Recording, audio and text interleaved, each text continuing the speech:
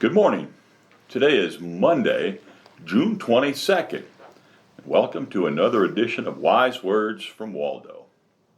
Last Monday, I shared a devotion about getting what you deserve. Today, I want to illustrate one of the opposite feelings, a more godly reaction, empathy. Sympathy and empathy are often confused. Sympathy is feeling compassion or sorrow for someone. Empathy is a little different.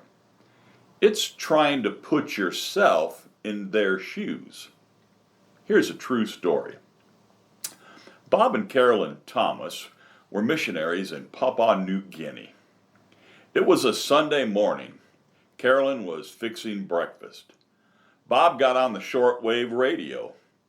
It was the day of the Kentucky Derby. He listened to it, but it made him homesick. He received word that in another village, that the village leader had died. He hiked to the top of the mountain, and all of the villagers were gathered. In that culture in New Guinea, the people would kick the bamboo walls off the person's hut that had died. It was to relieve sorrow. He found out that the walls had already been kicked off and replaced 3 times. He said, I felt sorry for them.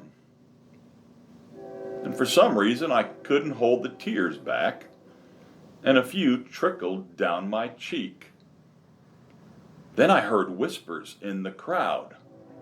Lala Siakma, which translates, the white skin cries.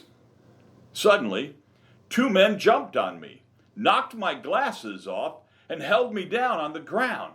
The whole crowd surrounded me, and they all began to cry loudly. Afterwards, they told me they didn't think that whiteskins cried.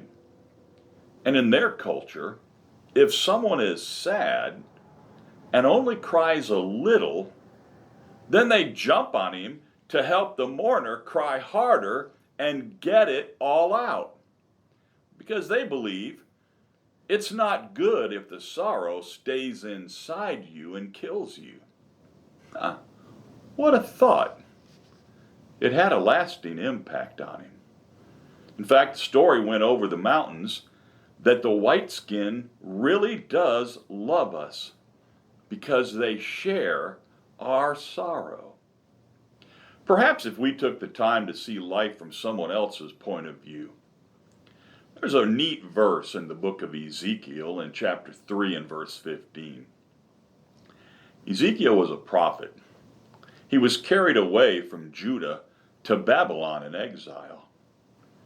The people had survived the destruction of Judah and Jerusalem, and now they've been taken as servants to another country. They had nothing, no hope. What would the prophet say to them? In chapter 3 and verse 15 it says, and Ezekiel went and sat down with them for 7 days in silence. That's empathy. Let's try to be an Ezekiel or a native in New Guinea and try to imagine what it might be like to be in their place. Now stop and think about that.